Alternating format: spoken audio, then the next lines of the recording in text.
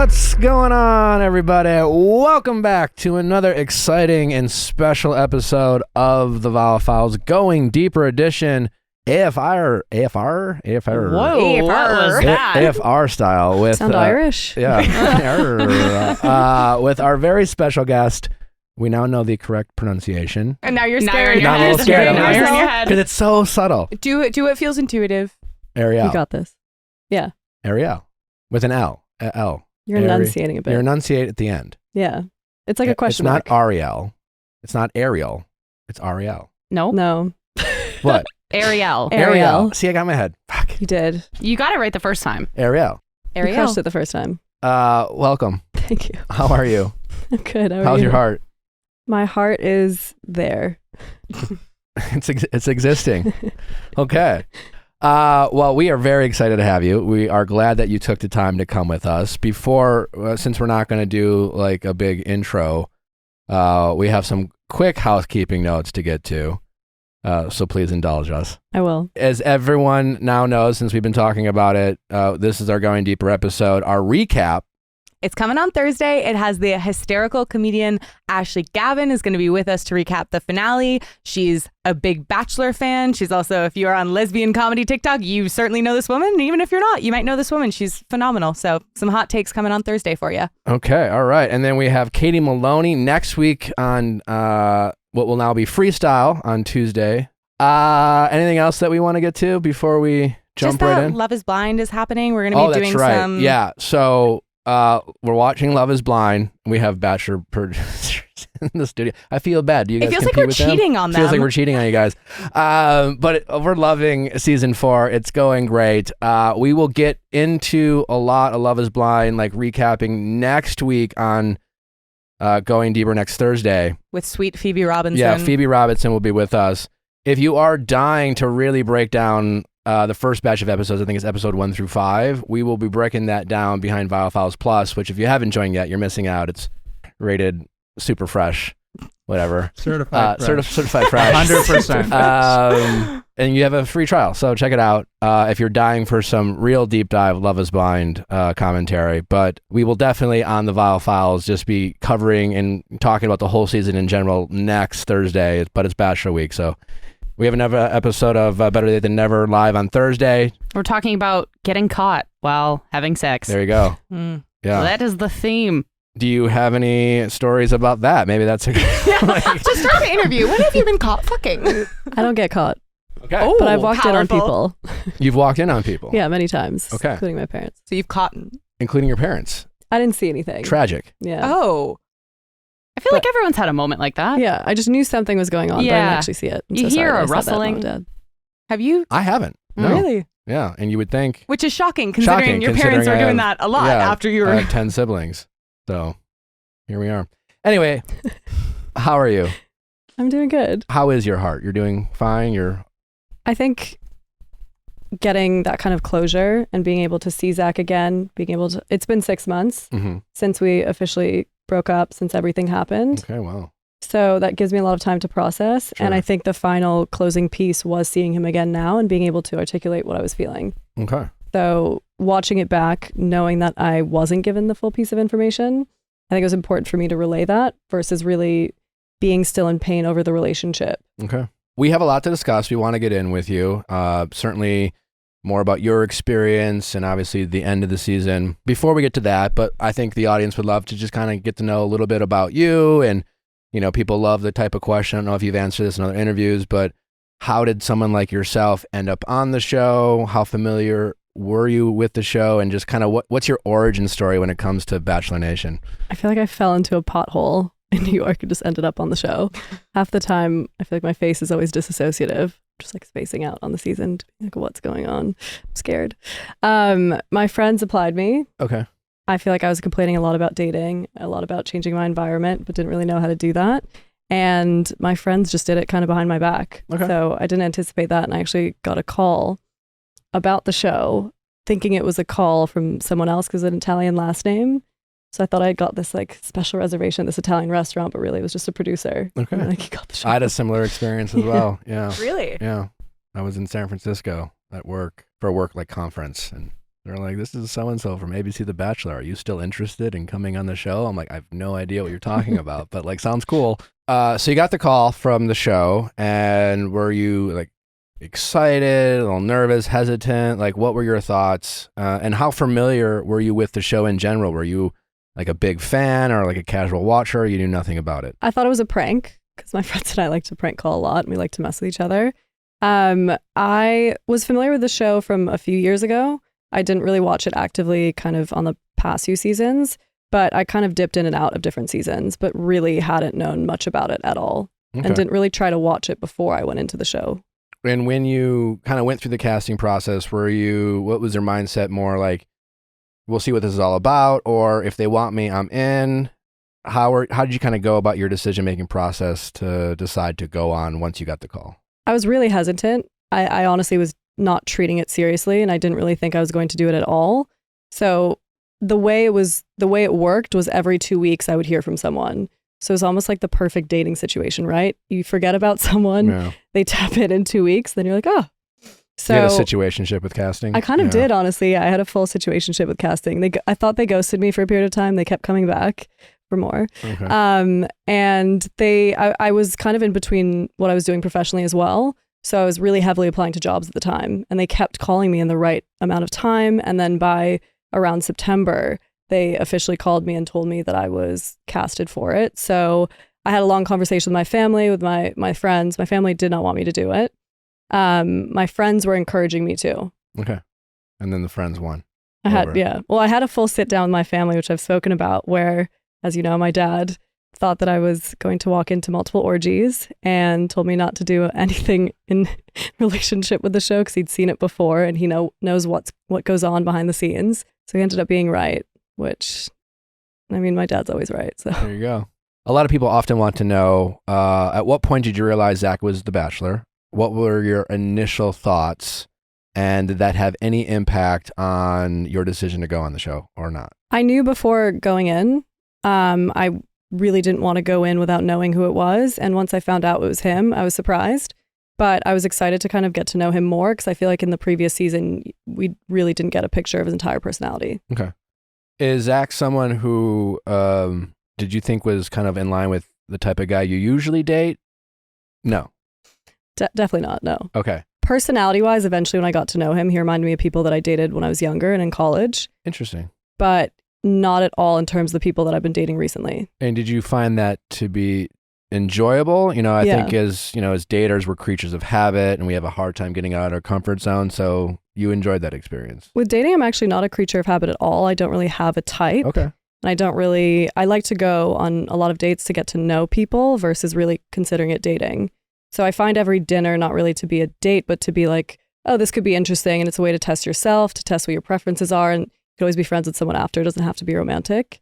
So with Zach, it kind of reminded me of people that I dated in college because I feel like I was attracting different types of men before I had like my big breakups and big relationships post-college. And you talked about your frustration, which loved on the show. Really, I know the show loves a traumatic story and, a very emotional one-on-one date, but I really appreciated your one-on-one with Zach where it was just kind of very real, like, hey, listen, like dating sucks, it's hard, I'm sick of being single. It wasn't some big kind of sob story, but it was really just kind of, honest and real, and just, it was one of the more relatable one-on-ones I thought of the season, and quite honestly in a while, because you're so used to hearing these tragic stories rather than just hey, listen, this is fucking hard and it sucks. I really appreciated that, but I don't think we really got into a lot of your dating history. What was your kind of experience? We talk a lot about just heartbreak and getting over people. Did you have many defining relationships prior to this experience on The Bachelor that kind of shaped, whether it was just a very difficult experience or overall positive experience, but like our heartbreaks can often kind of change how we see things going forward. And what's your kind of history when it comes to that maybe led to you going on The Bachelor? I'd been in 4 serious relationships, 2 in college and then 2 after. My probably most serious relationship was right after college, and it was kind of the relationship that defined the rest of my life. And it was one of the best relationships I'd been in, but it was also, the breakup was the worst breakup I'd ever had. So the two really oppose each other. Sure. And I feel like the way he handled the breakup, the way he handled everything contradicted the entire person I got to know. So that kind of defined how I dated after that, because I really needed to protect myself after how I was pretty naive. I was 21 and I really was so open when we first got to know each other. I was so honestly capable of falling in love, letting love in, and so on. And I feel like after our breakup, I just completely I wasn't done with dating because I continued to date, but I was kind of done with letting any person in. Very guarded. Super guarded. Why? By like, Why did that relationship end, and what was it about it that made it such a difficult breakup? it ended because there was a misunderstanding, and he accused me of things that didn't actually happen, and I really suffered with that because I felt like it was the most dramatic, like almost movie type of breakup where he confronted me. He left. At the time I was living in LA. He left LA and he just never looked back and actually completely blocked me on all fronts. He blocked me on his phone. He wouldn't communicate with me for months. We'd been together for 2 years and had a really solidified relationship, and then he completely walked out on it. So you got ghosted. I hate using that kind of terminology. I wouldn't say it was ghosted because he still communicated in and out, but he would only communicate with me if I admitted to things that didn't happen. Basically, long story short, I kissed someone before we were boyfriend and girlfriend, and he accused me of like infidelity and all these things. So like 2 years later, he caught wind that you kind of dated someone before you Not dated. That I kissed someone before we were boyfriend and girlfriend.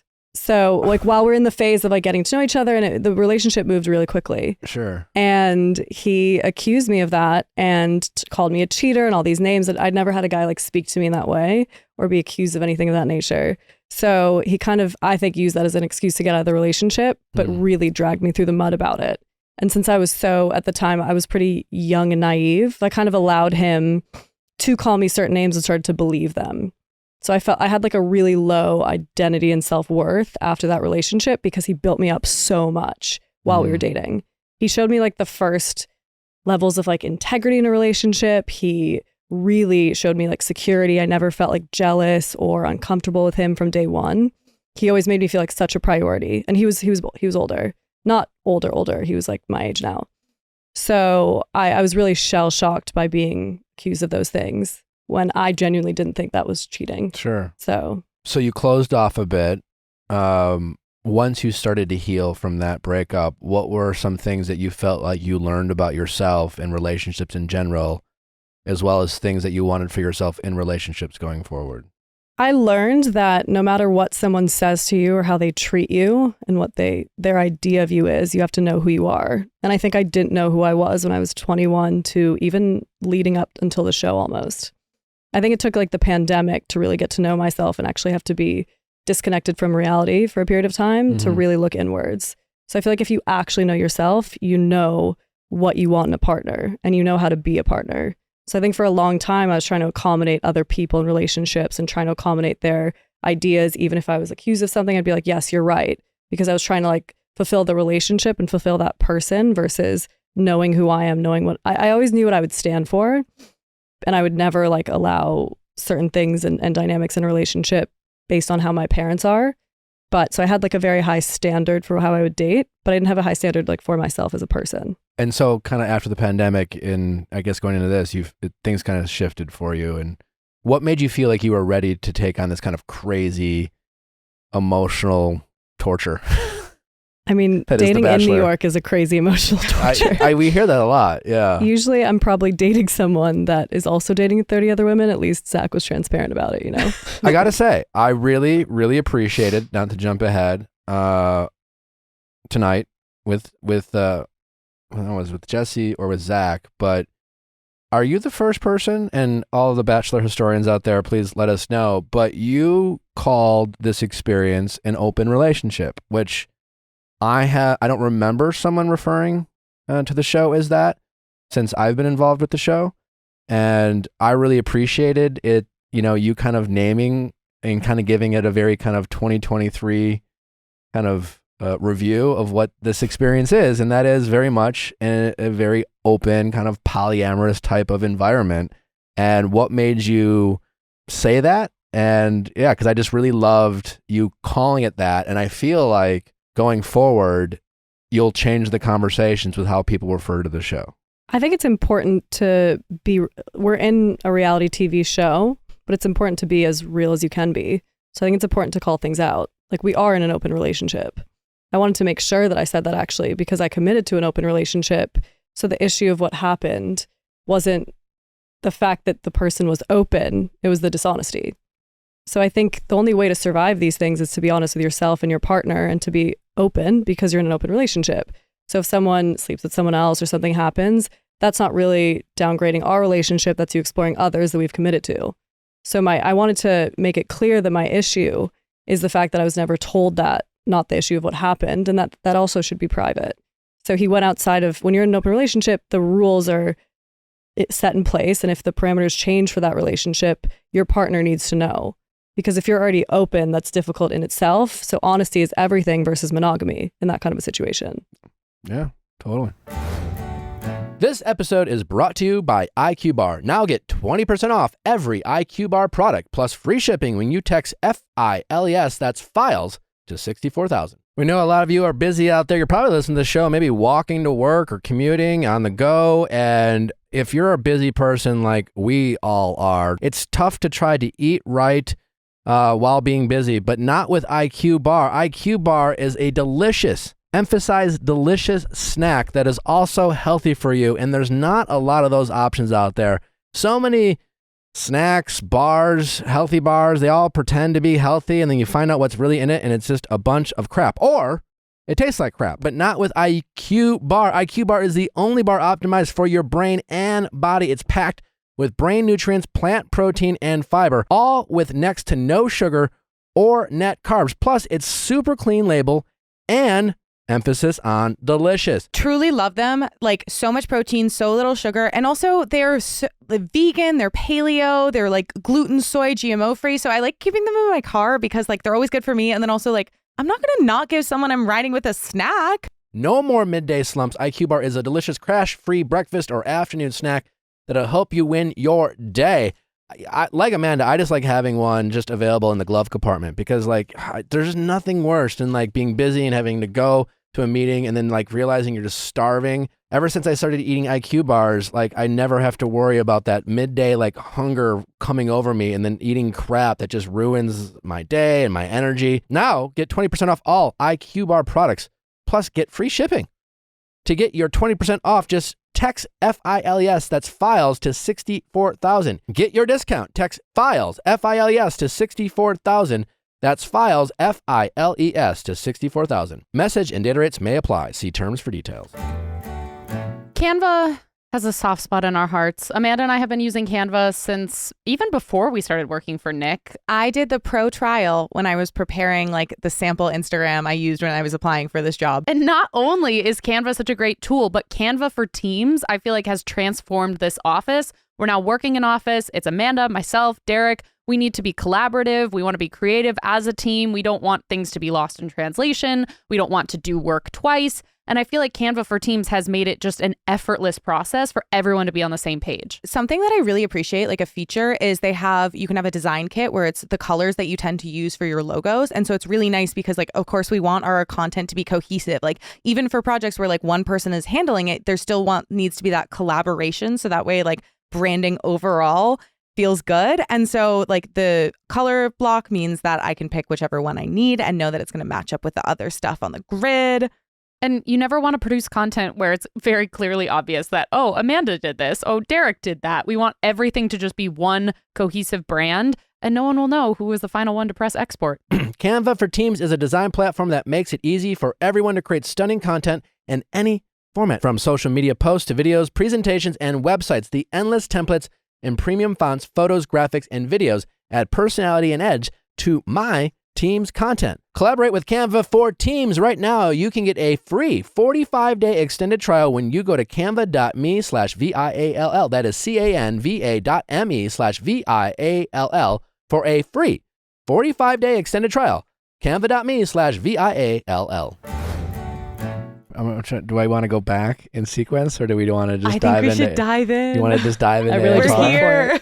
We're here. Okay. Do what feels right. So I guess if you want to start with that whole week, We'll just do that, and then we'll go back and ask talk about my the exes get to know again. questions. Zach, I guess in his past 2 seasons of being the Bachelorette and the Bachelor, has now he's become fairly infamous for his fantasy suite week experiences with Rachel. It's still kind of talked about in Bachelor Nation circles of, what happened behind closed doors. There's still a lot of unanswered questions of like what changed. Obviously, we all know what happened this season with, all 3 of you and Zach, sex week, and Zach, kind of just announcing for everyone that sex wasn't going to happen. If you're willing, we'd love for you to just, and since you had a fantasy week experience with Zach, I'd love for you to kind of take us in to the fantasy suite, so to speak. It's a very crazy experience, as you know. You go from being on the show for weeks and you get very comfortable with cameras and producers, and it's a weird environment at first, but that you quickly acclimate to. And then all of a sudden you're down to the final 3 and you have this date, like a normal one-on-one, as you know, and then it gets late and then it's going to happen. And it's just kind of this weird, holy shit, we're alone. And that's a really nutty feeling in that world. And I'm curious, like, how did that start? Like, who spoke first, and what did Zach, if anything, how did that conversation go? And what did he say, if anything, to kind of start the vibe of the rest of the evening? He spoke first. Okay. He kind of set the precedent for the whole week and the whole evening, which is also what I had a problem with, because throughout the entirety of our relationship, he's making me feel like an individual. So the difficulty of dating someone that's dating 30 other people is to feel like an individual. And he made such a point of making me feel that way on our one-on-one in different moments. I never felt like there was anything but us, obviously knowing there were other people in the mix. But when it was us two, it wasn't about anyone else's relationship. And in doing so, in saying, for this week, I'm not going to sleep with anyone. I'm not going to do those types of things. And starting the full conversation at dinner off that way, I just didn't appreciate that we're now more in a collective situation in how we approach our own relationship. And also, we're not having a conversation. It's a monologue, not a dialogue. So I had the same intentions as Zach that week. I personally was not ready for intimacy in that setting. So, and I felt like if I'm in an open relationship and I know the other person could be with someone else the next night, they're entitled to do that, in my opinion. It's not for me to say yes or no, but I'm personally not going to do that in my own experiences. So I really didn't like that he started the entire date off that way. And he started the whole night off predicated on sex versus us having a private conversation, being off camera, enjoying that time, seeing even what happened. I don't like when you set a standard for how a night should go or a date should go. I think you set yourself at a deficit that way. Sure. Yeah, totally.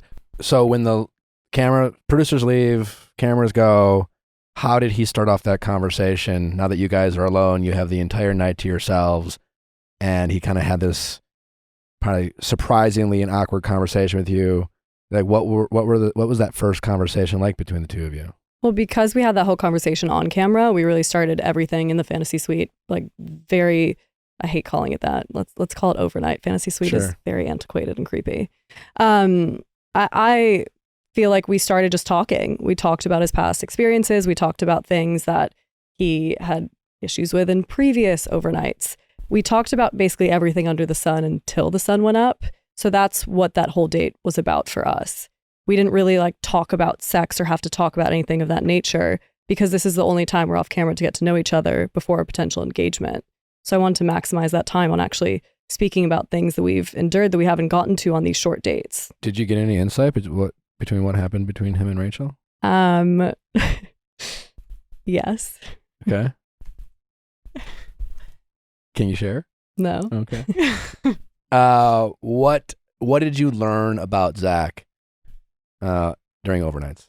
A lot. I feel like we honestly cackled a lot. We had so many laughs, and it was really nice to talk to someone about the entire experience.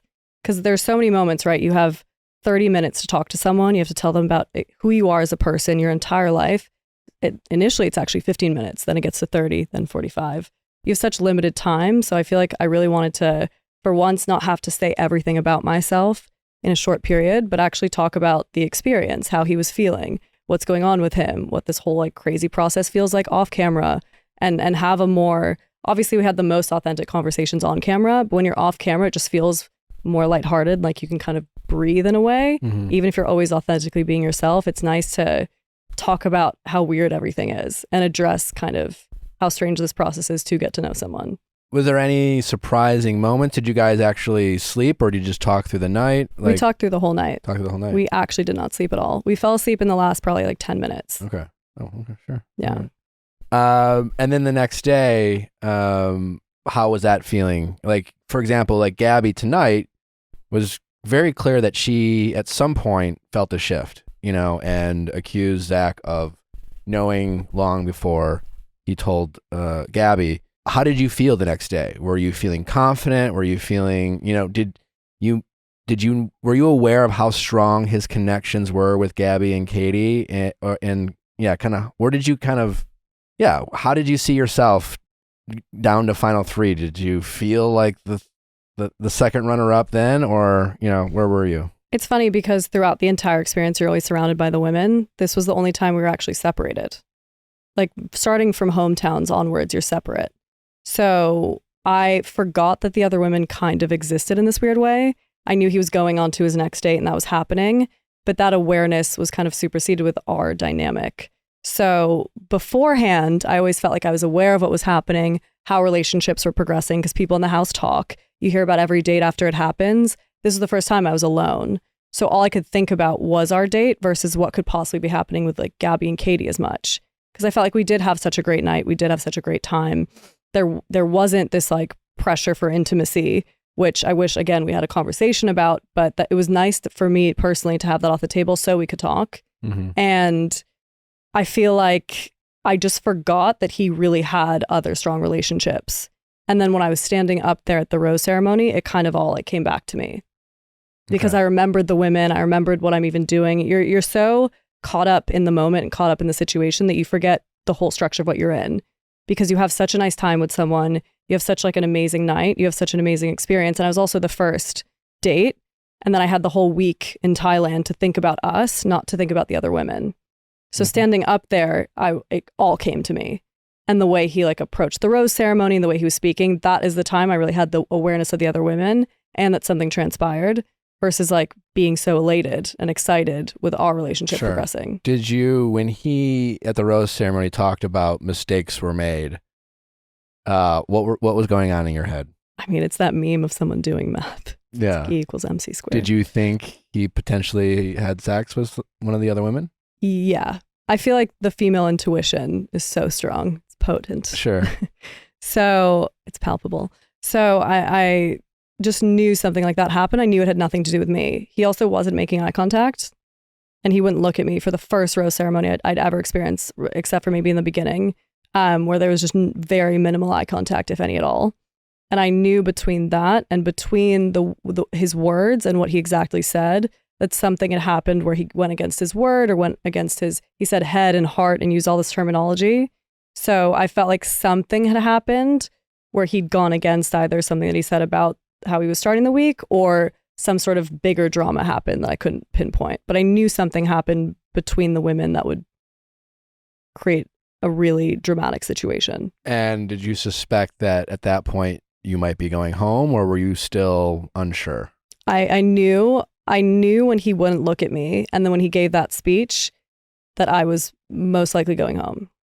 How did, I mean, it seemed sad, but you didn't seem like devastated.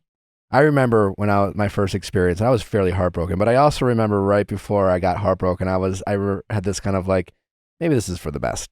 I knew I had these crazy strong feelings, but I was self-aware enough to know that, like, the environment I was in might be playing a role. And so it was like, I knew that when I left that environment, my feelings could change.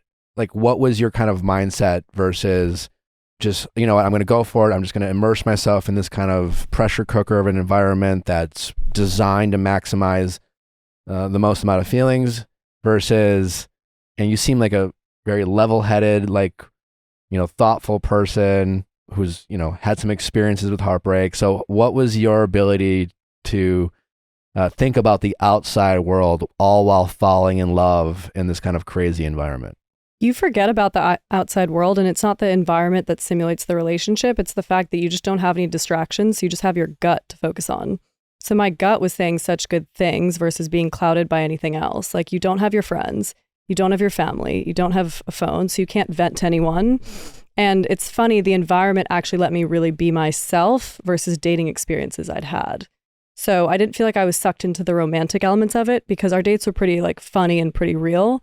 They weren't like us on some sort of like unreal situation that you would never picture yourself in. Like, going to the night market was so beautiful and we were in such beautiful environments, but I could see myself doing that, going to a night market, eating food, doing things like that. Even the nudist date was very funny and comical, so I felt like we could have a laugh. I feel like our dates tested each other versus creating this like fake environment and fake person in front of me in a way. So I feel like what hit me when I was saying goodbye was I was really shocked. When I'm shocked, I don't quickly cry or do anything like that. I'm a very actually emotional person, which I feel like people don't understand. So my friends laugh at this at home. But I also don't really believe in saying what you are. You just believe in being it. But I cried when I got to my hotel room because I realized what had happened. I think when you're being broken up with, and whenever I've been broken up with, and it's been pretty equitable twice and twice. But whenever I've been broken up with, I don't get emotional. I don't cry in front of that person. I cry after. Because I feel like it's like message delivered. I understand that you're now leaving this relationship. I'm not going to fight for you and you've made a decision. I'm not going to fight against that. So if anything, I'll give the relationship grace. I'll tell you like my final words and what I actually think about you. I want to make sure I'm respectful. And then afterwards, when I can break down and really cry and really give those emotions, because sometimes I feel like when you cry so much in a breakup and you do those types of things, it makes it much harder on the other person to deal with the breakup as well. So very empathetic of you. I'm not that empathetic, honestly. Pretty selfish in many ways. But it's not about empathy. It's just how I handle things. And I cry a lot more in private and in situations where I don't feel like I'm crying onto the person or making them feel worse about something that they already have to do. Like, I've always been like that. My first breakup, I was so devastated. I even did the dramatic fall on the floor to your knees and cry against a wall type of situation. I always think I'm in a movie when I'm by myself. Yeah. Even if I'm on camera, I'm not acting like it. But everyone does like the fall against the wall and then you're on your knees. But I just have never really cried to someone in a breakup. I've cried after. I've cried maybe on the phone. We're talking about things or seeing each other again. But that's not really the way I communicate or show my emotions. So it wasn't that I was relieved or was happy and realized, okay, we're not meant for each other. That came much later on. In that moment, I was just shocked because I genuinely thought we had such a great time in overnights. Ugh, they make you say it. I felt like we had such a great time. We've been programmed. Yeah. I almost felt deluded to the fact that I knew beforehand how much his other relationships were progressing. So I was just so shocked because I felt like, okay, this makes sense, but I'd kind of forgotten everything. I mean, I think that's great that you're able to do that. I mean, I just think it's really unique. And your ability to kind of compartmentalize and focus on your relationship and be present in your relationship. I wasn't able to do that. I think a lot of other people who go through this experience worry a lot about the other relationships, especially when it gets down to 3 or 4. What is your secret sauce, so to speak, in terms of focusing on the present and not distracting yourself? Because I get that they separate the women, but I don't think a lot of people have a very similar experience like that. And I think it's really awesome that you can do that because my guess is your ability to do that just in life allows you to focus your energy on the things that matter most rather than wasting your energy on things that you have no control over. The show also didn't allow me to fall into bad patterns of behavior. So I feel like the only way to actually get to know Zach, to have him get to know me, was not to get in my own way. So becoming jealous, becoming nervous about other relationships would only prevent me from being myself and being around him. I honestly was watching and noticing how everyone's relationship all the time ended or came to a close, not because that relationship wasn't doing well, but because the person got in their own head. So by being surrounded by the women the entire time, initially, I learned from honestly a lot of people's mistakes and what they also did to get in their just own footing. So I wanted to make sure I wasn't doing that because I've spent my entire life getting in my own way, self-sabotaging, doing all these things. And I felt like the environment actually took that ability away. It's very weird, but it actually worked counterintuitively. Yeah. Were you prepared to accept a proposal from Zach? It was really hard for me to be prepared to accept that when I kind of was getting a feeling that my family was really not on board. And when we had spoken in the fantasy suites, it really sounded like the conversations he had with my parents were not the smoothest, and with my brother in particular. And I don't base my life off of my family at all. They're not like the arbiters of my relationships or who I end up with, but it's important for someone to fit into my family and to fit into my world and life. And I feel like a lot of things in the fantasy suite, I started to notice a few differences in how that hometown went down that I hadn't actually seen when we were there. Well, did you and Zach at all during overnights talk about the future? Or Yeah, we did. You did. And did you guys talk about the possibility of ending up together? Yeah, plenty. And I think the term engagement was definitely mentioned, and we had spoken about a bunch of things like that. Okay. Did you go through like the logistical elements of like, would we move to be with one another? Like kind of when you spoke about the future, like what did that look like in terms of like tangible conversation items? I, from the beginning, said that I would move anywhere for a partner. So I feel like I made that clear because it's just true. I would live in Nicaragua or honestly Antarctica with a partner if I felt like they were worth moving for. I feel like I can uproot my life, and I've done it many times. So I'm not so tied to any city or any place. Like I was so happy to leave New York if I wanted to. I was so happy to potentially live in Austin or anywhere we both chose to live. So that was like an easy conversation from like much earlier on.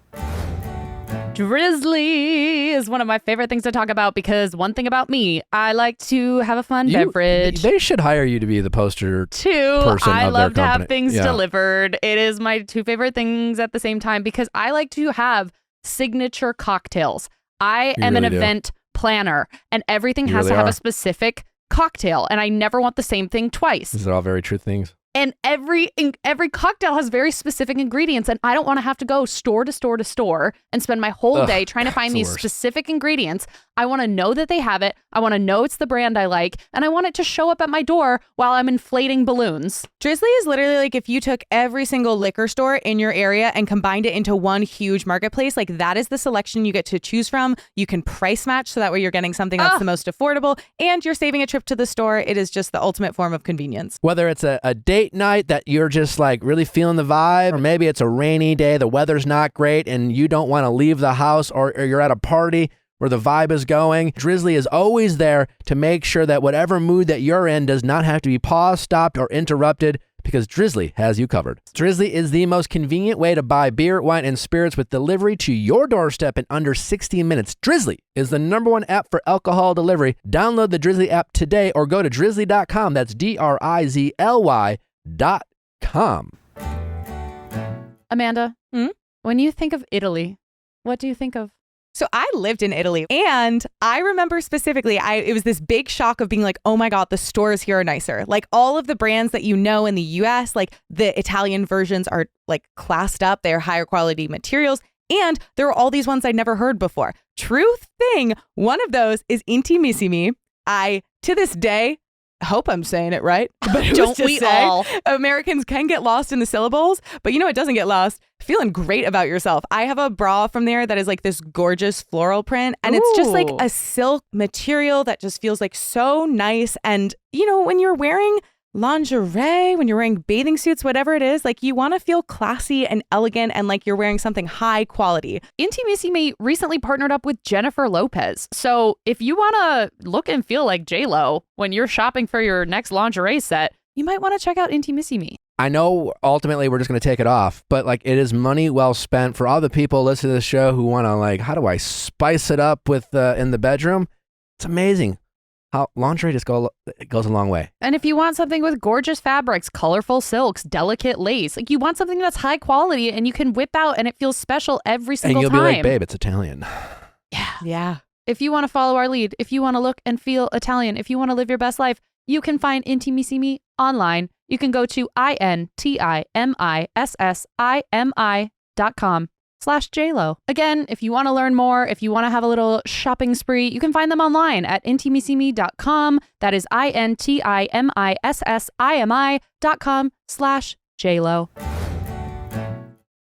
I love how tonight during AFR, when confronting Zach, you talked about how he took away your agency.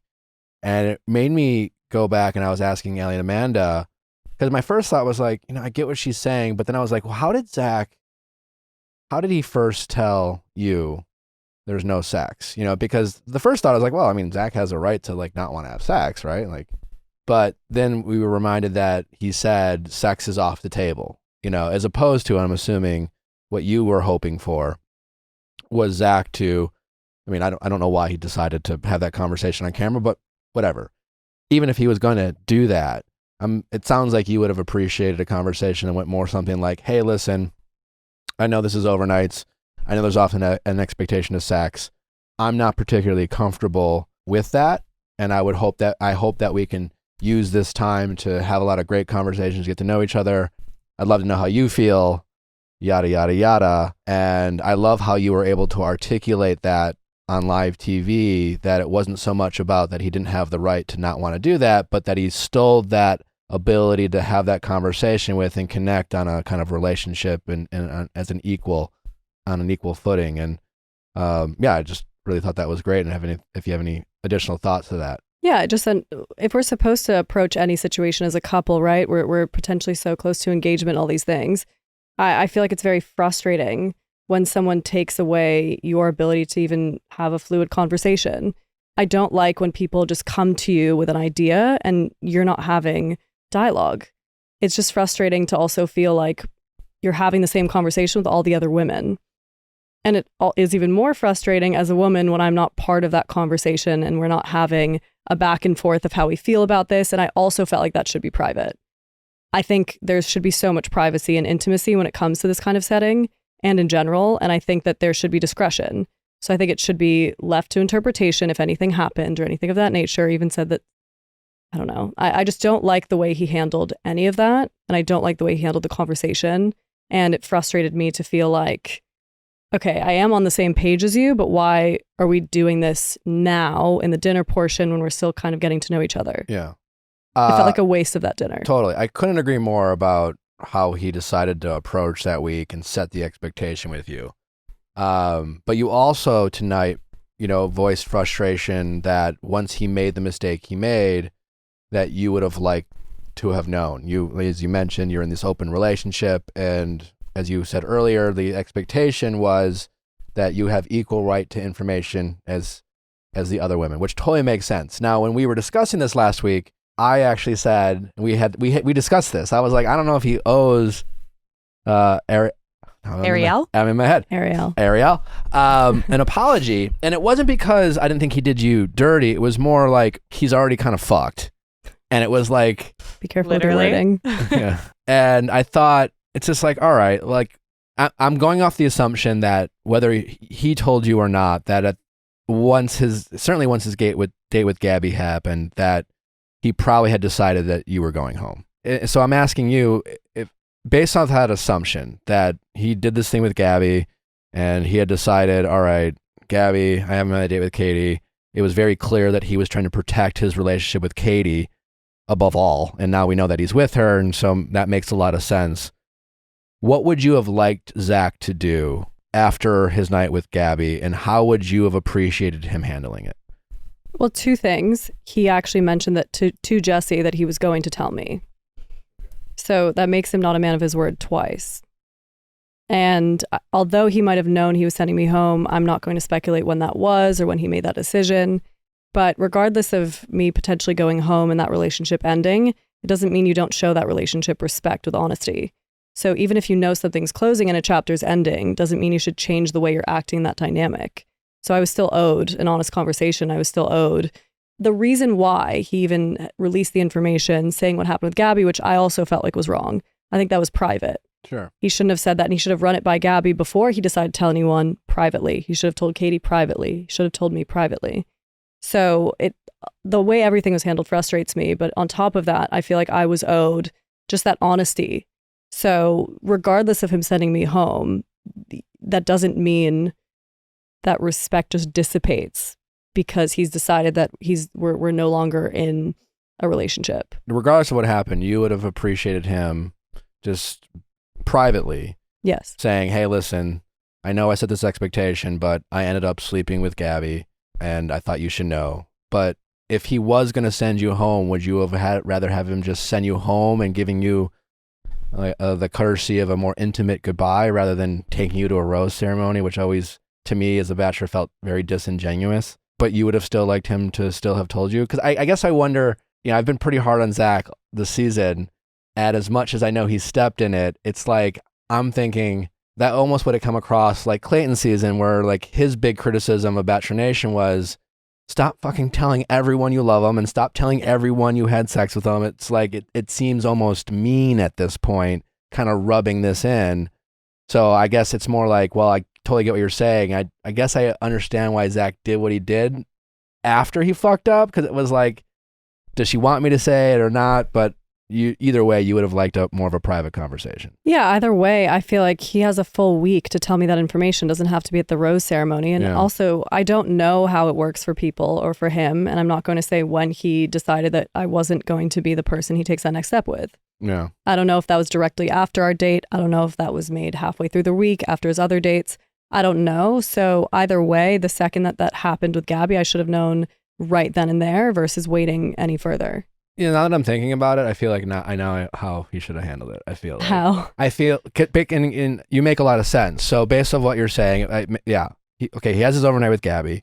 He realizes the expectation he set with you has changed. And so it would have made sense for him to come to you and say, hey, listen, I want to be upfront with you. I had a night with Gabby. Things have changed. And allowed you to ask more questions, which Zach didn't seem particularly awesome at doing.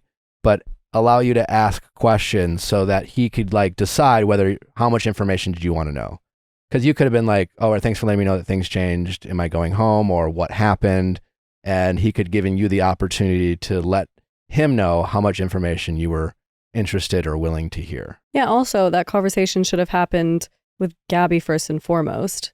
Like if you have physical intimacy with someone, that is both of your private information that should not be shared until you ask the person and run that by them. Yeah. And so on. And yes, we're all in open relationships, so that honesty has to be there as well with Katie and I. But I feel like it was very disrespectful to do that to Gabby as well, and to do it publicly twice, and also not to give Katie the opportunity to think and digest and respond, to do that publicly as well. So everyone kind of lost that week, particularly, honestly, Zach, from the way he handled it. I know he has remorse, and I definitely forgive him for everything that happened and appreciate the way he spoke to me tonight. I feel like I got the closure that I needed. And I feel it must be very difficult to have to handle those dynamics and situations as well. So I can't imagine how it feels from his end, but there are such better ways to handle it. What did you think about the fact that Gabby said tonight? Oh, yeah. After our one-on-one, when we were doing our overnight date, I was brushing my teeth and you came up and you said, this stays between us. Obviously, you've talked about it. He's now twice not lived up to his word. Sounds like it's now a third time.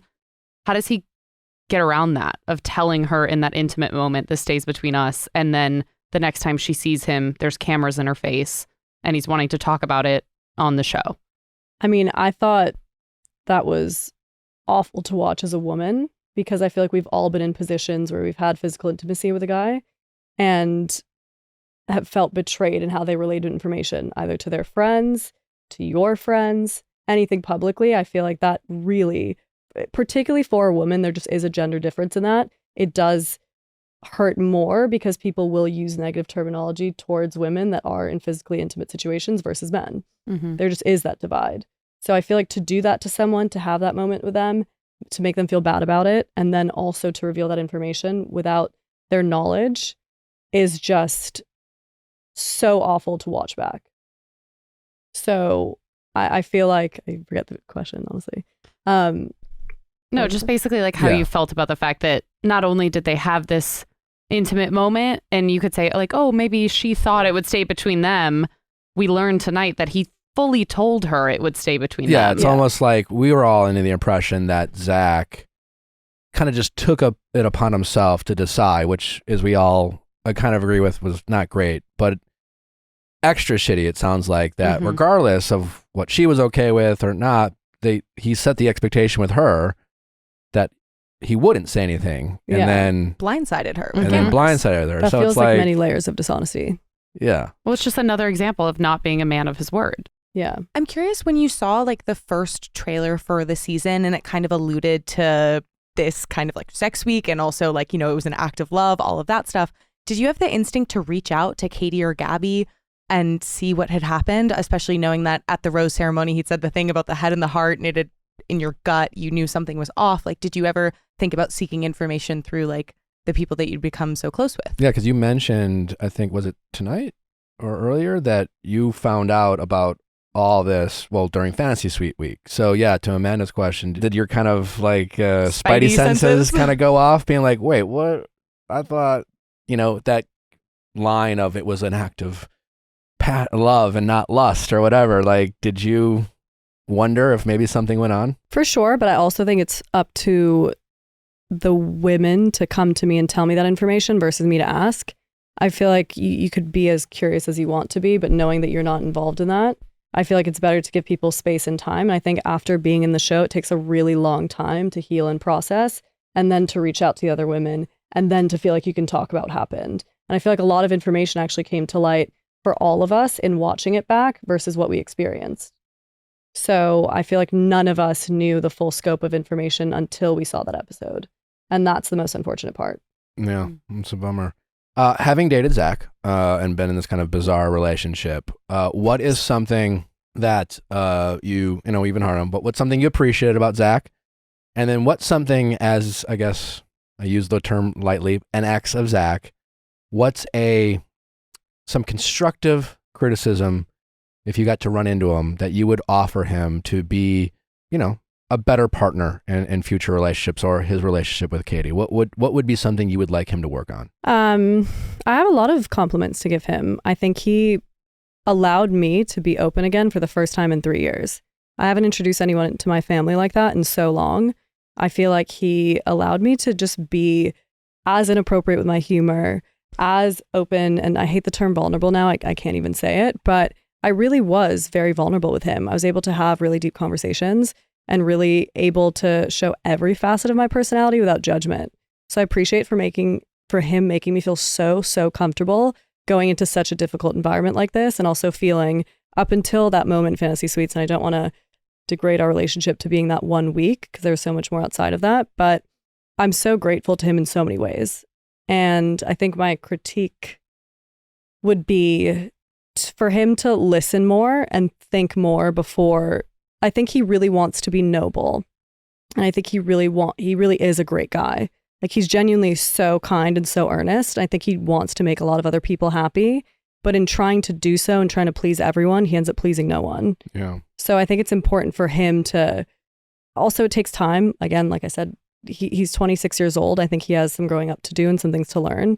And he will. And I think this experience will take him to a place where he needs to be as a partner, because I think he has learned from all of the information that Gabby, Katie, and I have said. Yeah. And I also feel like you learn from experience. And I think this experience brought him to a totally different place. But I guess my main piece of advice would be to really think before you act.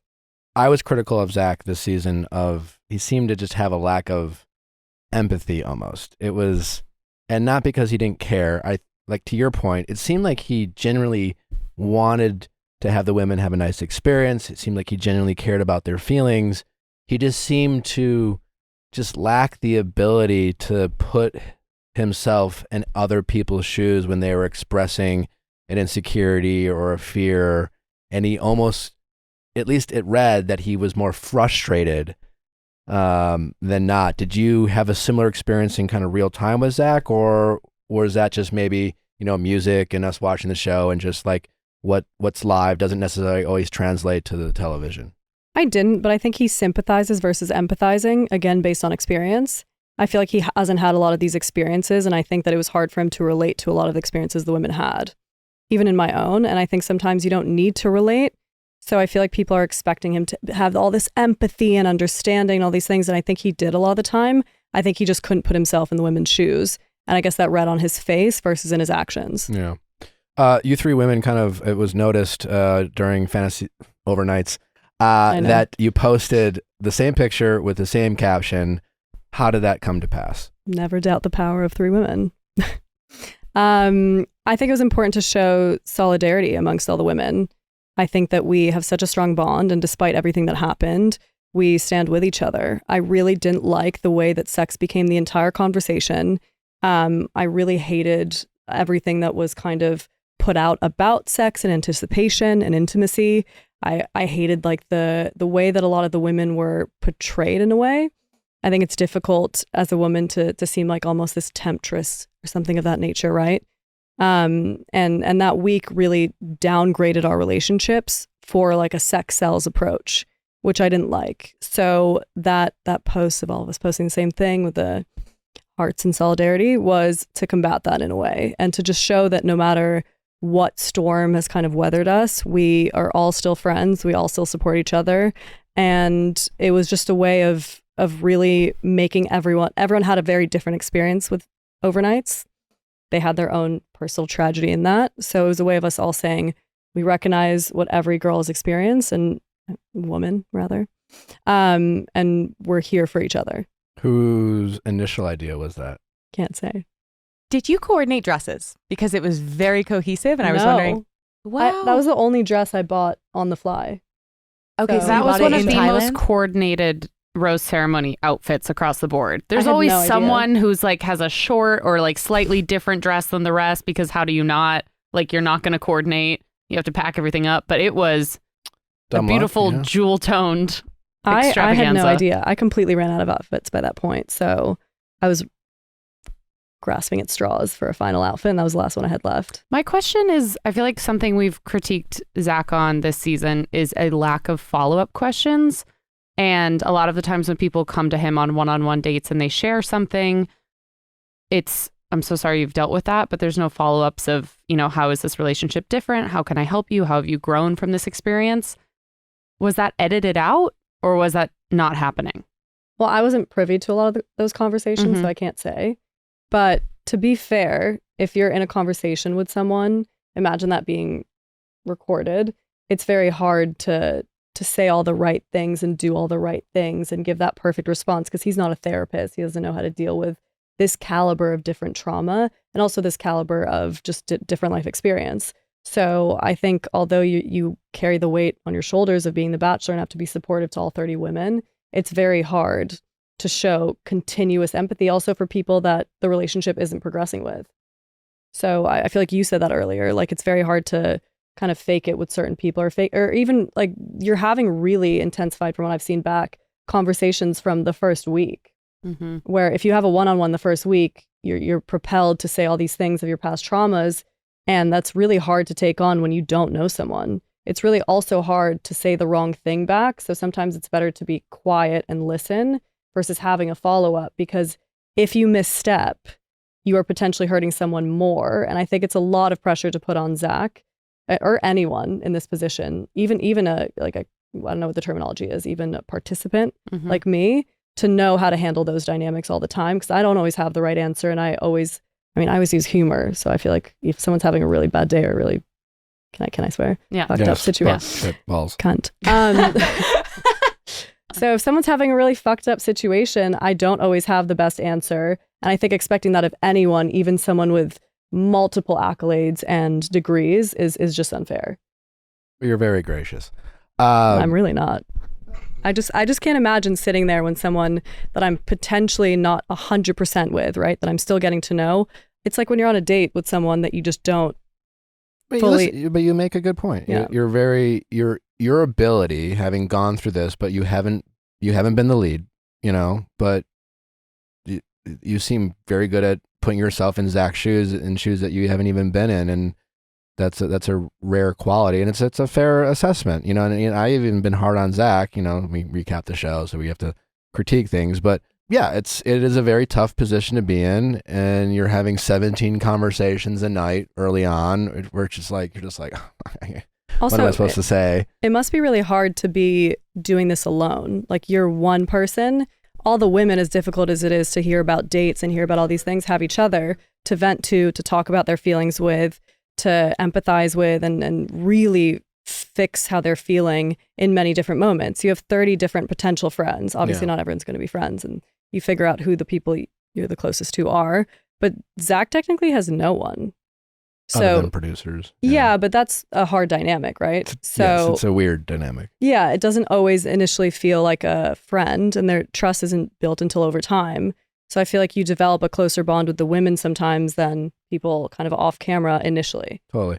I'm curious if you could indulge us for this topic, a little a left field, but the Kat and Brooklyn drama, of which you were slightly involved in, but you had a more pragmatic kind of response to it. But I was very hard team Kat, just because I was just like, listen, she's going for what she wants. Like, this is about relationships.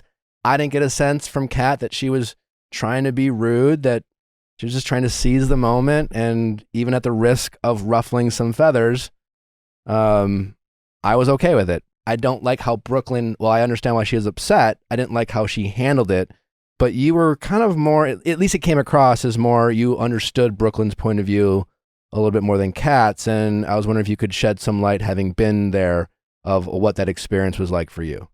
I did not like the way Kat handled the situation. I understand you should be selfish. I understand you should be pursuant of that relationship. But right before someone goes on a date, that date was canceled and suspended because of COVID. And imagine how Charity's feeling. She finally has her moment, and that moment is pulled away. And then there was also a kiss, right? So that just, there's a way to go about things, and there's a way to be selfish. There's a way, even, right, Katie giving the basket to Zach, finding a way to show your partner that you care about them and that you're setting yourself apart from the other women in a way in doing so, without actually stepping on someone's toes to that extent.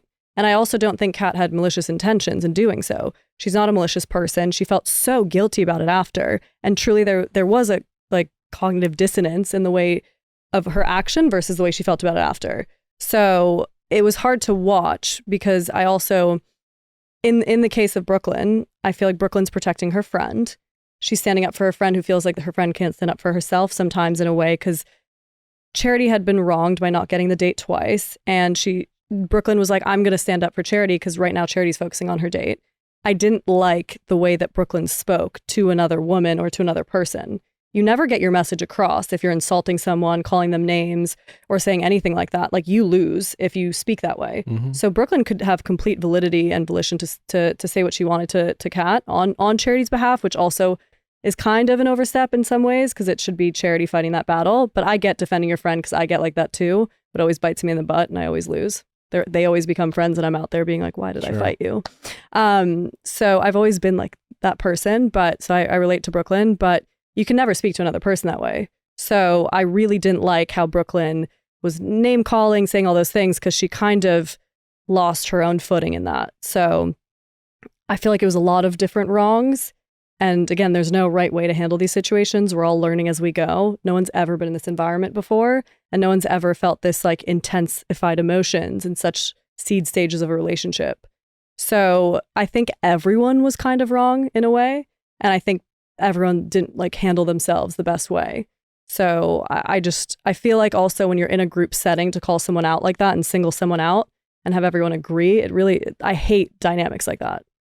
I hate like one person being singled out and 10 people against them. Yeah. So I felt like I had to kind of stop that dynamic, because then Kat will shut down and she actually won't listen to what she did wrong. She'll be the victim and she'll feel defensive and be on the offensive. Yeah, I mean, because I always say that there's only one bully in Bachelor Nation, and it's the house, and it's usually majority rules. Because I think usually in that environment, it's a very unrealistic setting.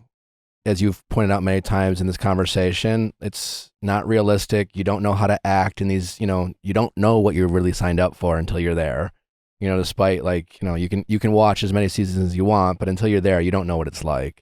And yeah, it's one of those things where you're just trying to do your best. You're trying to do your best version of what you think it is. You're often not getting good advice. And so I just really always have a hard time with the house ganging up on any one person for things that ultimately are just trivial. Like, no one's committing any crimes here. Like, they're just doing their best version of what they think they should do to advance a relationship with very limited time. Yeah, I don't think it has to be a crime to call out something that's wrong. It doesn't have to be like a high misdemeanor to call it a bad action. I also think that in our situation in the house, we did have like a pretty honestly high level of like camaraderie. I hate that word, but we were pretty civil to one another. Yeah, there wasn't a lot of drama.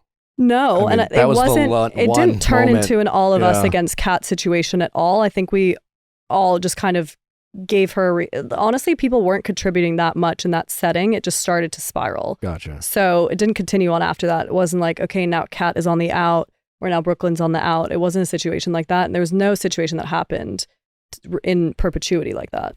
Curious for you, I think so many people think of The Bachelor as a very Christian franchise, and though of course there have been like Jewish contestants in the past, and I just realized that Andy was also like a lead was Jewish, but I as a Jewish woman, it was really exciting to see someone kind of like name that on screen, and I'm curious like what your experience was like, and if that felt like the kind of like the Christian stereotype of The Bachelor like felt present for you, or just like in general how your identity kind of informed your experience, if at all. Yeah, it definitely did. I think that was very important for me to say. I think there have been Jewish contestants in the past, but no one's been very outspoken about that. Yeah, it's like hush hush. Yeah, honestly, not necessarily out of the show's volition, but more so maybe out of their own, or it just didn't fit like into, I'm sure, like so many other things that happened. So that conversation wasn't brought to light, but I felt like it was very important for me in hometowns. After thinking about it a lot and after kind of debating how I wanted to relay the information, I really wanted to speak about Judaism and speak about my family dynamic, and in particular also about being first generation.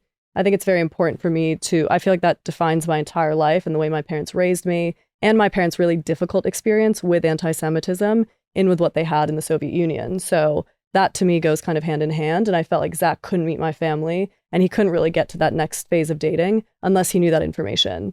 I also think it's important to point out, too, while most things in this environment are very pre-planned and staged when it comes to dates, when it comes to hometowns, the contestants have a decent amount of say in what they do for their daytime activities. So it seems like that was something that, you know, you made a part of the date and was a conscious decision rather than, you know, something outside of your control. I was debating it a lot because I also had this fear of, if I'm going to be the first outspoken person on the show that is Jewish, if I don't come off in a great light, people might have a problem with that, might like cause a surge in some sort of negative feelings towards Jews. Or if my family comes off a certain way, that could create a negative kind of trope around a Jewish family. So I feel like I had to be very particular in the way I spoke and holding myself to a certain standard in that conversation.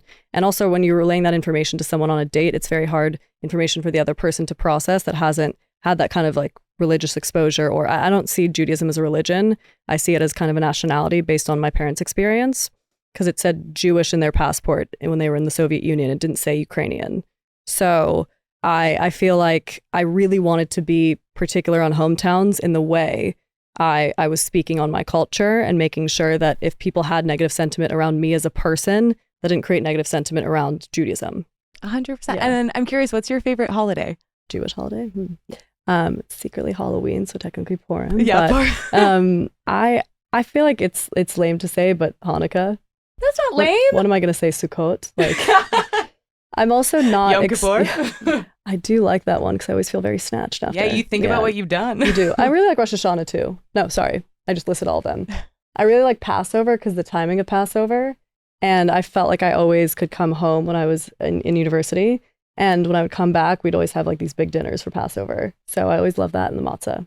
I always appreciate the families that are more skeptical rather than like, oh, that's The Bachelor. This is great. You should like, you know, get engaged to my daughter or son.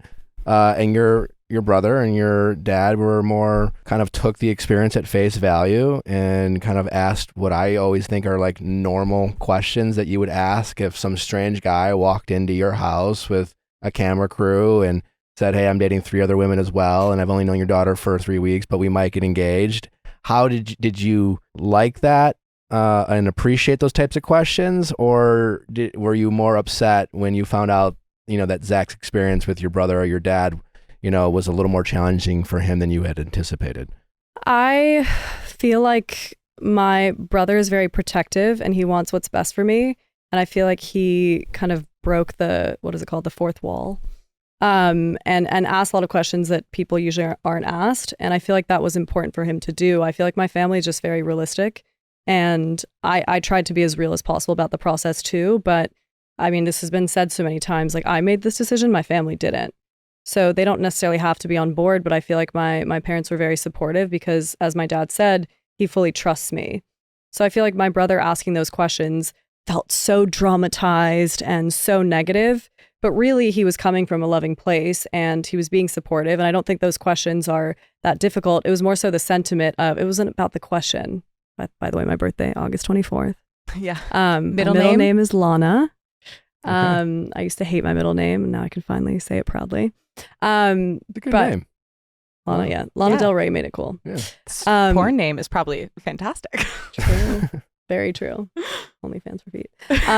But where was my train of thought? Oh, I feel like my brother has always been kind of like that. And I don't think there's anything wrong with someone being protective. And I don't feel like he was being so aggressive as it was necessarily portrayed. I think just in the setting of the show, it just seems so volatile. But in reality, if someone's asking you that and poking holes in a relationship moving really quickly, that's the normal thing to do. I think blind support is also just not how my family would ever be, but they support me after seeing like the proof of things. So my dad said, you've always been like the black sheep in a way. You've always done things that I didn't initially support or understand necessarily, but you've always proved yourself to me, and always, not that I have to prove myself, but you've always made me proud.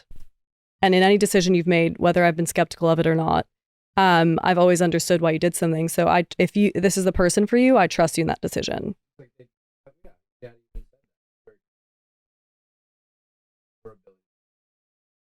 Yeah. I always listen. First off, I raised you. Decisions either one way or the other. Yeah, for sure. And I didn't like how the whole, like, my family is so loving and so welcoming, and like being part of the Ukrainian Jewish community, it's very gregarious. There's truly like 100-person dinners, and the setting and the way my family was portrayed, I didn't fully align with, because I didn't feel like that's the way they necessarily were. So also being the first openly Jewish individual on the show and having my family with that kind of interpretation of being like aggressive and all these things, we almost kind of felt a little bit other than. I just didn't appreciate that setting. That makes sense. It felt kind of like villainous in a way that was like uncalled for, and it was like, come on, you're really show, not going to be more mindful about the narratives that the show does not like to reward the families that critique the experience. Which I understand, and I understand why also Zach would be taken off guard from those questions in that kind of a setting. But I feel like my family was very hesitant of everything when I went in, so they weren't going to pretend or act any which way just because the cameras are on in the same way as me. I thought they were great. I really enjoyed them. Yeah. It's like a wanted poster of my brother everywhere. Oh, he was great. I think it's normal. It's just like I do too. It's like, I think it's bizarre, and I'm where the families are like, this is great. It's just like, you're what? You don't know who I am. It's like, this is not normal. So like, yeah, I always appreciate that level of objectivity with the families. So me too. My family's always been stern but very loving. Yeah. And realistic, but also accepting in the end. Well, I know we have to wrap things up a little bit, but we always like to do a texting office hour with our guests. And for the sake of time, we're not going to have someone call in, but we love hearing, you've been through these relationships, obviously this experience with Zach. You've been so generous with your time, and you seem very thoughtful with your relationship experience. So we'd love to get your take on one of our dear listeners have written in and are asking us for some relationship advice. So Amanda is going to read it, and then we're just going to hopefully offer this person who wrote in some advice to their situation, and hopefully you can help us with solving that problem. This is my forte. Should I stretch again? All right, let's go. So this person said, hi, my name is Jessica, and I'm 25 years old. Anonymity. I met a guy on Hinge in December. In many years of trying to use dating apps, he's the only guy I've actually wanted to meet and met off of one. We talked for about 2 weeks before meeting in person. Right away, we clicked, even over text. Our goals and aspirations aligned, and the point we're at in lives is similar. We have just the right amount of similarities and differences. We text 24/7, flirt, good morning/good night text, all of that. The first night we hung out, we went and got ice cream, drove around for a while and talked. I'm a very shy person and I was so nervous, but as soon as I saw him, all that went away and we were able to goof around and be ourselves. After the date, we continued talking every day. Nothing had changed. The next time we hung out was at my apartment, cuddled, watched a movie, talked, and that was it. The third time, about a week after, again hung out at my apartment. Before he left, he kissed me for the first time. We continued talking, flirting, etc. At this point, I asked him if he was talking to anybody else, and he said he was not. I was not either. After the fourth time we hung out, he started acting distant, so I gave him some space. After about 5 days of him being weird, I confronted him. I said, "Hey, I noticed you've been distant. I've been trying to give you space, but we both discussed in the beginning that we're big on communication, and I just want to know what's going on." He said, "I like you, you're genuine and cool, and I enjoy talking to you and spending time with you, but when we kissed, I didn't feel a spark. I don't want to lead you on, but I would like to remain friends." Obviously, I was bummed because I thought things were going so well, but I told him I was okay with being friends. I do enjoy talking to him and having him in my life, so I was okay with that. We immediately went back to talking 24/7 after that conversation, essentially like nothing had changed. We had talked on February 13th, of course, the day right before Valentine's Day. As of March 24th, there hasn't been a single day we haven't talked to each other. And when I say 24/7, I mean literally all day, from the time we wake up until one of us falls asleep. That's a full-time job. So not 24/7, but Yeah, like, 18/7. 18/7. We still heavily flirt with each other, which I held off on until he started again. We've hung out 3 more times. I do know he's updated his Hinge profile, but since I've uninstalled the app. To add to the mess, we've had sex twice since he said he wanted to be friends. When we started talking, we discussed that we weren't looking for games or to sleep around, and he made it very clear to me that he had not had sex in about a year and didn't want to sleep with someone unless he saw a future with them, which confused me even more. Was all of that a lie? Did he see something with me? Was he just keeping me around to sleep with me? Those types of questions popped into my head. About 2 weeks ago, I was confused about what we were doing. I sent him this. "I'm just going to say this because there's never going to be a right time. I'm okay with what we're doing. If you just want to be friends that sleep together occasionally, that's fine. But also putting it out there that I do still like you. I don't know if I'm reading it wrong, but sometimes you make it seem like you do too. I'm not trying to make you uncomfortable or push anything, but I think it's important to say how you feel. The last thing I want is to fuck something up genuine." He said, "I appreciate the honesty and all the thoughts you have. Hiding that would mess things up more, I think. I know you still have feelings." That was it. We left it at that and started talking about other stuff. Since that conversation, still talking 24/7 or 18/7. He always asks how I'm doing, is interested in our conversation, asks questions, flirts, goofs around with me, calls me, has opened up to me about his family and things he's struggling with, etc. Just the other night, before we were going to grab snacks, he called me. So it was like walking around the store together, even though we were in different places. I'm just so lost. I feel like he's very back and forth. I don't know if he does have feelings, but he's scared or pushing them away. If there's nothing there and I'm overthinking it, I don't know. I don't know what to do. At the end of the day, I do value our friendship and don't want to lose that, but I have feelings for him. Do I continue being delusional and hoping that something will happen? I don't want to cut him out of my life, but I don't know how to go about figuring this out without being pushy. Okay. I'm ready. Shoot. I took a lot of notes in that. Give us your analysis. Yeah. I hate the terminology that people use when they say, let's be friends, when you didn't start off in a friendship. You met on a dating app. You're not friends. If you go back to communicating normally when someone's not giving you the commitment that you actually want. So if you guys aren't in agreement that you're casual, you've said you don't want to be casual, but then you act casual and you allow them to have, not have that, but allow them, if you give someone an inch, they'll take a mile. So I feel like that is setting yourself at a deficit because you're not really acting like what you're saying. You're sending these really clear messages and really concise messages of exactly how you're feeling, but the way you're acting is as though you're not feeling that way. So and so he's acting in kind, because if you do sleep together after saying you want more than that and you want to be in a more either exclusive dynamic or you just don't like to sleep around, I think it's hard for someone from a male perspective to be sleeping with someone, having all those messages, communicating that way, and then you sending those messages. The two are opposing. So I feel like the best thing to do in the situation is the fact once you say what you want and the person's not giving it to you, it's as hard as it is, it's better to walk away because then they could always come back. They could be in a place that they're willing to date, but why would they want to date if they don't feel like they have to? Yeah. Totally. You're good at this. Should I replace you? Yeah, watch your back. Yeah.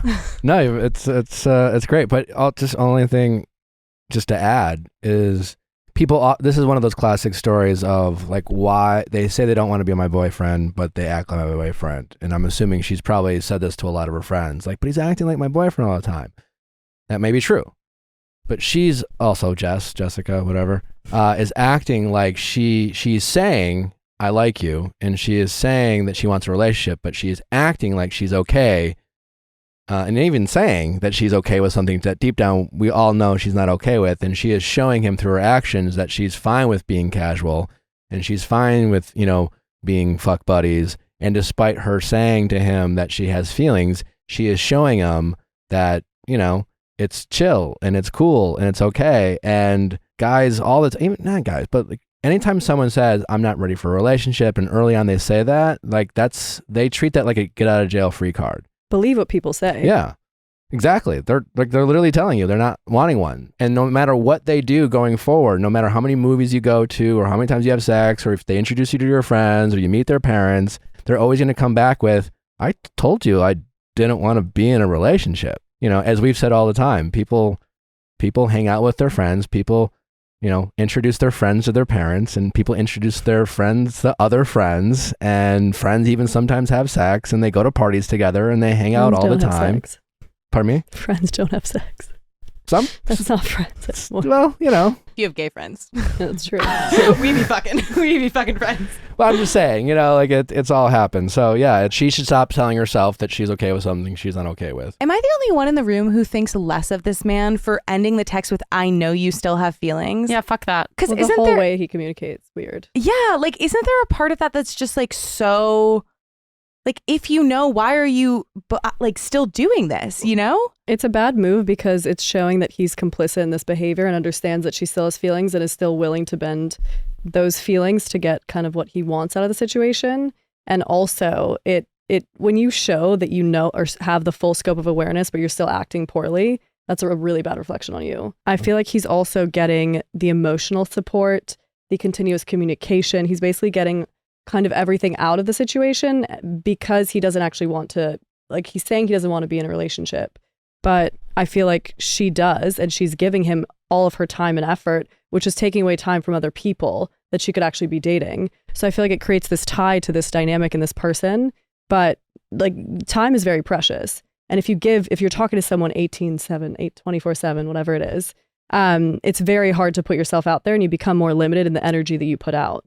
So I feel like my advice here is to really, you don't have to cut him out or demonize him or create this like big rift. You actually need to now under communicate after over communicating and just start to try to date other people and see how you feel. Because if you want to be in a relationship and someone's not giving you that, maybe one day they will. So keep them in, I guess, your back burner, if you will. But don't talk to them 24/7 because they don't deserve that. Yeah. Also, when people say they don't want to be in a relationship, it doesn't mean that they don't enjoy quality time and they don't enjoy companionship or sex at their convenience or someone to go to the movies with or dinner with. It means they don't want to have responsibility. Yeah. It means they don't want to owe you anything and they don't want to step up when it's inconvenient to their life. And so, yeah, he's being incredibly selfish. But as you said earlier, if you let someone be selfish, chances are They will be. They will be. And if you don't enforce the boundary you try to set, the chances are they won't do it either. But we've all been in that position too, where we've said, in her position in particular, where we think if things continue going really well and the person's continuing to communicate, we look into all those things. And I would as well. So I get why she's, and also we take a chance on people because sometimes people, when a guy looks at you and says, I don't want to be in a relationship, you're like, give me 3 months. You know what I mean? Like no one hears accepted. that and registers it and says, got it. They're like, what do I need to do to change this? You know, they're like truly challenge accepted. Yeah. So, and then when they start hanging out with you, you see it as hope rather than you're being fucked around with. Exactly. Yeah. So you become all those little actions too, you start to overanalyze because you're pinning it up against, they don't want to be in a relationship. So if they're introducing me, this is like overriding that don't want to be in a relationship thing, but really they're just acting in line with what they initially said. And I feel like it's also easy to get someone to change their mind if you actually take yourself out of the conversation. So I don't think anyone ever doesn't want to be in a relationship in general. I think they just feel like they can say that. Yeah, until you make someone step up. I mean, think about it. This guy is getting anything and everything he wants at his convenience. And it sounds like she's very willing to like be available whenever he wants. And at any moment when he doesn't want to do something, he can simply say, but you're not my girlfriend. I say ghost him and freak him out. Yeah, 100%. Jessica. But truly in a really like confusing way. Just confuse someone that's being confusing. Like I feel like if they start communicating again, to be random about the communication, not complete ghost, but to kind of tap in sometimes, sprinkle some conversation, act really aloof.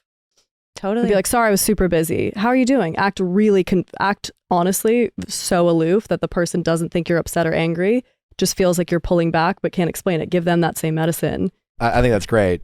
How long would you play that game before you just like cut it off? I'm in a different place now than I used to be when I would do these types of things. Like I got very but like, you know, and we all say we don't play games, but at No, I do. times games can You be should always necessary. play games. Yeah, You should play games for. But how even long if you're would you married. play a game with someone in this scenario? How long would you recommend Jess play this game before she realizes, like, how long before he needs to come around? I don't think it's about waiting for him to come around. I think it's about now having your cake and eating it too. You can now, you're in a position now where you're not in a relationship, right? You can date who you want, do what you want. You're completely open. While you really, it is hard to have feelings for someone. And But yes, I'm guessing she's emotionally invested, and I'm doubtful that she can play a game with him and then stay open to dating other people. yeah, I'm not saying sleeping with other people because I think it's hard to be sleeping with multiple people at once. And I also think it's once you sleep with someone, it does change things and it changes your emotions on the situation. It's actually very like physiological. Sure, yeah. The release of oxytocin, the love chemical. So we love oxytocin on this show. do you guys talk about I oxytocin? feel like we talk about it. Sure, It yeah. comes up. I think about it all the time. So I feel like she is emotionally invested. So the way to get out of that is to start putting yourself out there, even if you don't want to. And I don't mean in a physical way. I mean like truly going on dates and doing other things, because sometimes you get stuck in the comfortability of even a bad situation. No, totally. Yeah. I'm just worried for her that it'll be hard for her to like separate dating him and someone else. But Yeah, but they shouldn't even be communicating at this point because he's not treating her with kindness. He's just like, it's bizarre to me to be talking about all these things and then go off and basically start communicating normally, being like, so what'd you get for dinner? totally. You know, after a conversation like that, you shouldn't have a normal conversation, do small talk. Are you often the friend who gives other friends dating advice? Yeah, people that can't teach. Yeah. But you seem like also good at it and interested in giving it. Yeah, I love to give advice because I learn a lot about myself, but I'm always chatting shit and always change my mind. So. Sure. Yeah, we just come from this as a place of, we just have opinions. Yeah, and I also think that I've always liked to be in that position with friends because I think I learn a lot from my friends' unconventional dating situations that I'm not personally in. I think I'm more open-minded because of my friends' experiences and because I didn't date until I was much older. Not much older, but like... What's next for you? What you mentioned on the live, it seems like your DMs are open. They're closed. They're closed. Totally kidding. Are you totally single at this moment? You are. Yes, you're nodding. Yes. And chances of seeing you on the beaches of paradise, is that something you'd be open to? We'll see. We'll see. On a scale of 1 to 10, 10 being like, I'm there, I can't wait, all I have to do is ask. 0 being no chance. Where would you put yourself? It's the same thing with overnights, right? I don't say something, so I go against it. So I'm always open-minded, but I don't really know how I feel about going back into something like that. And I also feel like the beach would be very different than what I experienced. It would. Yeah. It's a lot of fun. You should go. Really? Yeah. I feel like it's not me. We'll see. What don't you think is you? I feel like, first of all, I hate the heat. There's that. I don't do well in the heat. I'm sweating right now. It's hot. It's warm in here. The lights are hot, but it is muggy. That part you might hate. I'm totally kidding. Yeah. I don't know. I feel like I put myself out there so much in this past situation. I think it would be hard for me to go through that again. I think I've moved on from it, but I felt like that was kind of a one-off situation for me potentially. Just because of, I mean, it really took me a long time to get back into my regular life, to really process everything that had happened and rectify that situation. So I think that it would be hard for me to put myself out there in that setting where everyone's kind of shifting around couples as well. I hope that you're open to it. I think there's a lot of fans out there that hope to see you again, and it's a very different experience. I can't say whether it will be for you or not for you, but it's easier for you to control your experience because it's not about one person, and you have plenty of options, and you can kind of come and go. It's a lot more hanging out with people, and I think most people have an opportunity. Most people, I feel like they can really be themselves, and for what it's worth, I think it could be fun. I didn't say no. I'm open. Okay. Yeah. Well, we'll see you there. Maybe. Bachelor Nation hopes to see you there. Everything's a maybe with me. Okay. Maybe. Yeah, it's never no or yes. I mean, for due diligence, Bachelorette, would you ever be interested in that kind of role? No.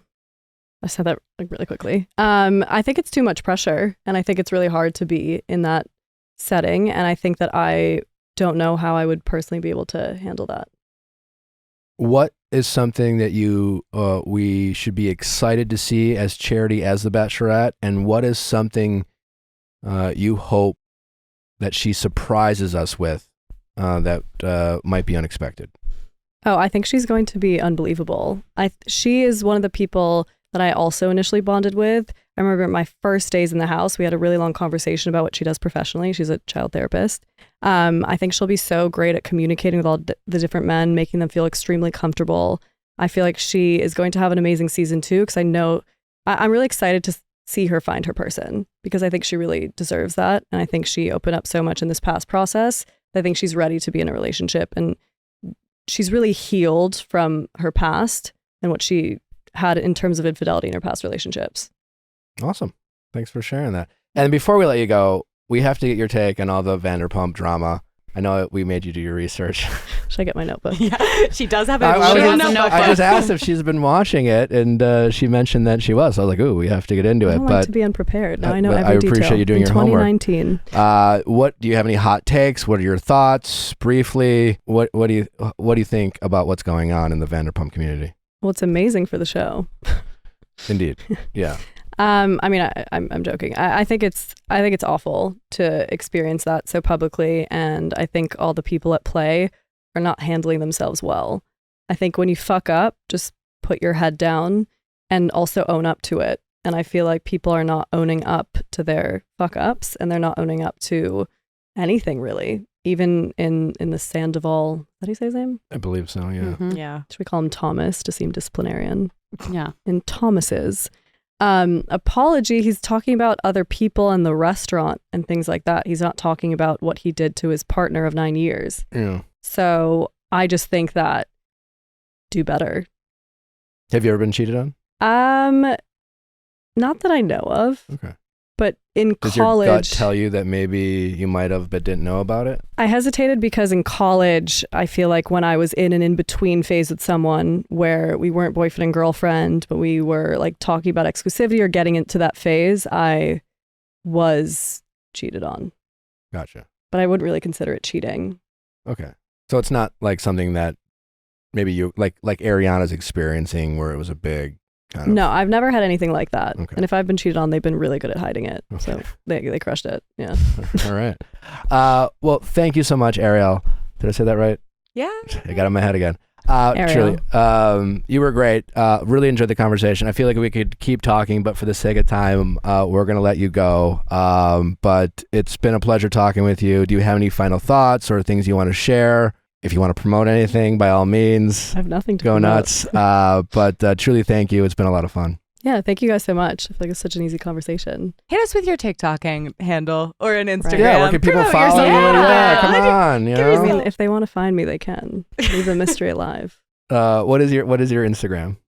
I think it's my first initial A, my last name Frenkel 1. Okay. I believe. That is And also then Really her making that TikTok complicated. handle. Yeah. I know I need to change it to like my actual name, but it's A Frankel 1, and then that's my TikTok as well. But And what's your favorite smell, and what do you think it says about Oh you? my God. my favorite smell Yeah. And what do you think it says in about terms you? of a perfume or a general scent. General scent. Anything in the world. Anything in the world. I love something kind of fresh. I hate lavender and rose, even though I know lavender is relaxing. But I guess something like with cucumber. Cucumber. Yeah, Whoa. cucumber and like lemon or something. Hmm. Does that mean she Maybe likes to matcha? party? I think it's crisp. No, she's like, I'm thinking spa. Refreshing? she's cool. You can't get, she's not, yeah. I immediately thought of like a Cool as a lemon cucumber. drink. Should I say like sandalwood? I want to see what like all the answers are that you Smooth have. mahogany. Yeah, literally. I don't know. We like that Cognac. question.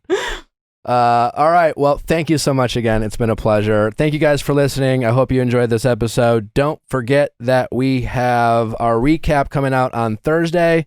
Oh, we have an update special for all you Ask Nick fans who love your updates. It will be not behind Viall Files Plus. It will be live on, well, it'll be available, not live, this coming Friday. Katie Maloney next Tuesday. Going over Love is Blind next Thursday. So much coming up. Thanks for tuning in. Have a great night, day, wherever you're listening to this. Bye. Ciao.